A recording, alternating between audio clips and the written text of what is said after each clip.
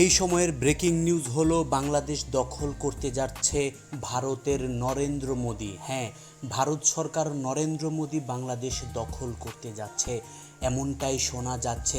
এমনটাই হতে পারে আগামী কিছু দিনের মধ্যেই, যদি শেখ হাসিনা বাংলাদেশকে নিজের মতো করে কন্ট্রোল করে না আনতে পারে, নিজের গদি আবার নিজের কাছে ফিরিয়ে ঠিকঠাক না আনতে পারে, তাহলে এই দেশ দখল করবে ভারত।